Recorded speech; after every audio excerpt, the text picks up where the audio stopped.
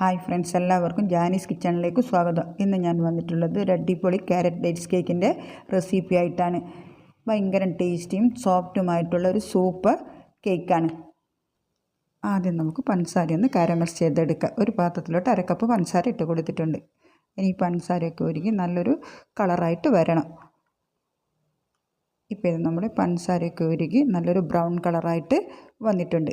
ഈ ഒരു സമയത്ത് നമുക്ക് ഫ്ലെയിം ഒന്ന് കുറച്ച് വെച്ച് കൊടുത്തിട്ട് 1/2 കപ്പ് വെള്ളം കുറേശ്ശെയായിട്ട് ഒഴിച്ചു കൊടുക്കുക.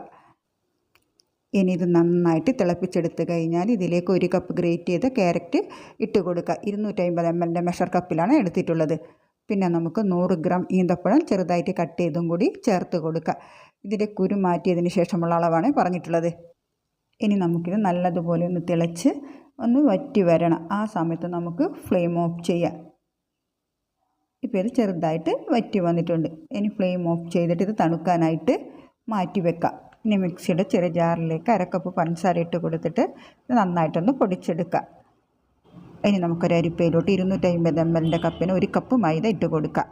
1 ടീസ്പൂൺ ബേക്കിംഗ് പൗഡറും 1/4 ടീസ്പൂൺ ബേക്കിംഗ് സോഡയും 1/4 ടീസ്പൂൺ കറുകപ്പട്ട പൊടിച്ചതും 1 പിഞ്ച് ഉപ്പും ചേർത്ത് കൊടുക്കുക.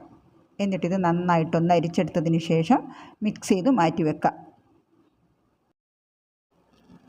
ഇനി കുറച്ച് അണ്ടിപ്പരിപ്പ് എടുത്തിട്ടൊന്ന് ചെറുതായിട്ട് ക്രഷ് ചെയ്തെടുത്തതിന് ശേഷം 1 ടീസ്പൂൺ മൈദ ഇട്ട് കൊടുത്തിട്ട് ഇത് നന്നായിട്ടൊന്ന് മിക്സ് ചെയ്ത് മാറ്റി വെക്കുക. ഇനി ഡ്രൈ ആയിട്ടുള്ളൊരു മിക്സിയുടെ ജാറിലേക്ക് റൂം ടെമ്പറേച്ചറുള്ള 2 മുട്ട പൊട്ടിച്ചൊഴിച്ച് കൊടുക്കുക. ഇനി ഇതിലേക്ക് 1 ടീസ്പൂൺ വാനില എസൻസ് ചേർത്ത് കൊടുത്തിട്ട് ഇനി നന്നായിട്ടൊന്ന് അടിച്ചെടുത്തതിന് ശേഷം ഇനി നമുക്ക് പൊടിച്ച് വെച്ച പഞ്ചസാര ചേർത്ത് കൊടുക്കുക. ഇനി വീണ്ടും ഹൈ സ്പീഡിലിട്ട് നന്നായിട്ടൊന്ന് അടിച്ചെടുത്തിട്ട് 1/4 കപ്പ് സൺഫ്ലവർ ഓയിൽ ചേർത്ത് ലോ സ്പീഡിലിട്ട് ജസ്റ്റ് ഒന്ന് അടിച്ചെടുത്തതിന് ശേഷം നമുക്കൊരു ബൗളിലേക്ക് ഒഴിച്ചു കൊടുക്കാം.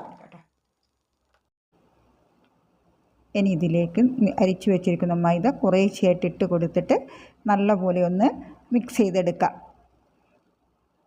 ഞാനിപ്പോൾ ഇത് മുഴുവനായിട്ട് ഇട്ട് കൊടുത്തിട്ട് ഇപ്പോൾ ഇത് നന്നായിട്ടൊന്ന് മിക്സ് ചെയ്തെടുത്തിട്ടുണ്ട്.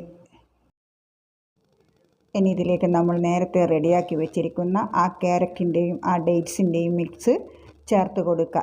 നന്നായിട്ട് തണുത്തതിന് ശേഷം ചേർത്ത് കൊടുത്താൽ മതി. കൂടെ തന്നെ ആ കാഷ്യൂ നട്ടും കൂടി ചേർത്ത് കൊടുക്കുക. എന്നിട്ട് ഇതെല്ലാം കൂടി നല്ലതുപോലെ ഒന്ന് മിക്സ് ചെയ്തെടുക്കുക. ഇപ്പോൾ ഇത് നന്നായിട്ട് മിക്സ് ചെയ്തെടുത്തിട്ടുണ്ട്. ഞാനിപ്പോൾ ഇവിടെ എടുത്തിരിക്കുന്നത് ആറഞ്ചിൻ്റെ കേക്ക് ടിന്നാണ്. ഓയിൽ തേച്ചതിന് ശേഷം ബട്ടർ പേപ്പർ വെച്ച് കൊടുത്തിട്ടുണ്ട്. ഇനി നമുക്ക് ബാറ്റർ ഇതിലേക്ക് ഒഴിച്ച് കൊടുക്കാം. ഇനി എയർ ബബിൾസൊക്കെ ഉണ്ടെങ്കിലൊന്ന് പോയി കിട്ടാൻ വേണ്ടിയിട്ടൊന്ന് ടൂത്ത് പിക്ക് വെച്ച് ഇളക്കി കൊടുത്തതിന് ശേഷം നമുക്ക് ഇതൊന്ന് ടാപ്പ് ചെയ്ത് കൊടുക്കാം. ഇനി നമുക്കിതിൻ്റെ മുകളിലായിട്ട് കുറച്ച് കാഷ്യൂ നട്ട് കൂടി ഇട്ട് കൊടുക്കുന്നുണ്ട്. കേക്ക് ബേക്ക് ചെയ്യാൻ വേണ്ടിയിട്ട് ആദ്യം തന്നെ ഒരു അടികട്ടിയുള്ള പാത്രം 10 മിനിറ്റ് മീഡിയം ഫ്ലെയിമിൽ വെച്ച് പ്രീഹീറ്റ് ചെയ്തെടുത്തിട്ടുണ്ട്. ഇനി നമുക്ക് ബാറ്റർ ഇതിലേക്ക് വെച്ച് കൊടുക്കാം. ഇനി നമുക്കിത് അടച്ച് വെച്ചിട്ട് ആദ്യം 30 മിനിറ്റ് മീഡിയം ഫ്ലെയിമിൽ വെച്ച് കൊടുത്തതിന് ശേഷം പിന്നെ 25 മിനിറ്റ് ലോ ഫ്ലെയിമിൽ വെച്ച് ബേക്ക് ചെയ്തെടുക്കാം. 55 മിനിറ്റ് കഴിഞ്ഞതിന് ശേഷം നമുക്കിതൊന്ന് തുറന്ന് നോക്കാം. കേക്ക് നന്നായിട്ട് ബേക്കായിട്ട് വന്നിട്ടുണ്ട്. ഇനി നമുക്കിത് തണുക്കാനായിട്ട് മാറ്റി വെക്കാം. കേക്ക് നന്നായിട്ട് തണുത്തതിന് ശേഷം ഇതിൻ്റെ ബട്ടർ പേപ്പർ എടുത്തു മാറ്റാം. നല്ല അടിപൊളി ടേസ്റ്റി ആയിട്ടുള്ള കേക്കാണ്.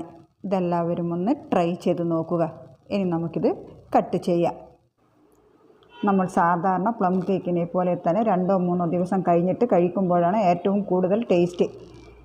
ഈ വീഡിയോ ഇഷ്ടമായിട്ടുണ്ടെങ്കിൽ ഒന്ന് ലൈക്ക് ചെയ്യാനും ഷെയർ ചെയ്ത് കൊടുക്കാനും മറക്കല്ലേ. പിന്നെ നമ്മുടെ ചാനൽ ആദ്യമായിട്ട് കാണുന്നവരാണെങ്കിൽ മറക്കാതെ ഒന്ന് സബ്സ്ക്രൈബ് ചെയ്ത് സപ്പോർട്ട് ചെയ്യാനും മറക്കരുത്. ഇനി നമുക്ക് അടുത്ത റെസിപ്പിയുമായിട്ട് വീണ്ടും കാണാം. Okay, thank you.